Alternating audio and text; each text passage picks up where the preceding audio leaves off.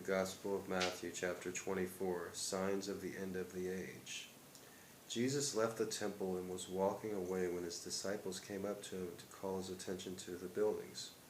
"Do you see all these things?" he asked. "I tell you the truth, not one stone here will be left on another. Everyone will be thrown down." As Jesus was sitting on the Mount of Olives, the disciples came to him privately. "Tell us," they said, "when will this happen, and what will be the sign of your coming at the end of the age?" Jesus answered, "Watch out that no one deceives you, for many will come in my name, claiming I am the Christ, and will deceive many. You will hear of wars and rumors of war, but see to it that you are not alarmed. Such things must happen, but the end is still to come. Nation will rise against nation, and kingdom against kingdom. There will be famines and earthquakes in various places. All these are the beginning of the birth pains. Then you will be handed over to be persecuted and put to death, and you will be hated by all nations because of me. At that time many will turn away from the faith and will betray and hate each other, and many false prophets will appear and deceive many people.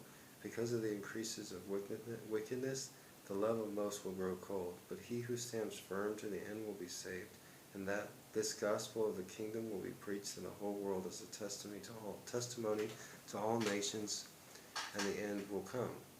So when you see standing in the holy place the abomination that causes desolation, as spoken of through the prophet Daniel, let the reader understand. Then let those who are in Judea flee in the mountains. Let no one on the roof of his house go down to take anything out of the house. Let no one in the field go back to get his cloak. How dreadful it would be in those days for pregnant women and nursing mothers. Pray that your flight will not take place in winter or on the Sabbath, for then there will be great distress, unequaled from the beginning of the world until now, and never to be equaled again. And if those days had not been cut short, no one would survive. But for the sake of the elect those days will be shortened. At that time if anyone says to you, 'Look, here is the Christ,' or 'There he is,' do not believe it. For false Christs and false prophets will appear and perform great signs and miracles to deceive even the elect, if that were possible. See, I have told you ahead of time. So if anyone tells you, 'There he is,' out in the desert, do not go out, or 'Here he is,' in the inner rooms, do not believe it. For as the lightning comes from the east and flashes to the west, so will the coming of the Son of Man. Wherever there is a carcass, there is vultures that will gather. Immediately after the distress of the days, the sun will be darkened, and the moon will not give its light. The stars will fall from the sky, and the heavenly bodies will be shaken. At that time the sign of the Son of Man will appear in the sky, and all the nations of the earth will mourn. They will see the Son of Man coming on the clouds of the sky with the power and great glory, and he will send his angels with a loud trumpet call, and they will gather and elect from the four winds, from the end of the heavens to the other. Now learn this lesson from the fig tree. As soon as its twigs get tender and its leaves come out, you know the summer is near. Even so, when you see all these things, you know that it is near, right at the door. I tell you the truth, that this generation will certainly not pass away until all these things have happened. Heaven and earth will pass away, but my words will never pass away.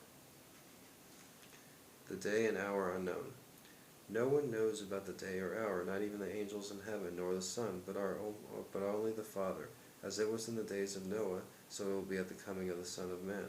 For in the days before the flood, people were eating and drinking, marrying and giving in marriage, up to the day Noah entered the ark. And they knew nothing about what would happen until the flood came and took them all away. That is how it will be coming in the Son of Man. 2 men will be in the field, one will be taken and the other left. 2 women will be grinding with a handmill, one will be taken and the other left.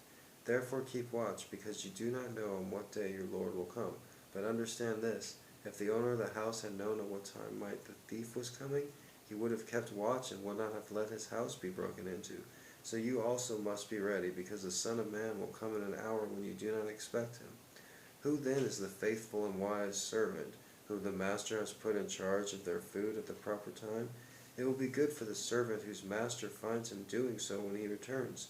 I tell you the truth, he will be put in charge of all his possessions. But suppose the servant is wicked and says to himself, 'My master is staying away a long time,' and he then begins to beat his fellow servants and to eat and drink with drunkards.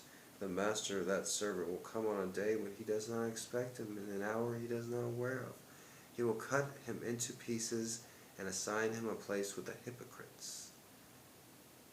There will be weeping and gnashing of teeth." A lot of this weeping and gnashing of teeth. What the heck's with that? Okay, that was the Gospel of Matthew, chapter 24. Looking forward to the next chapter. It's called the Parable of the 10 Virgins.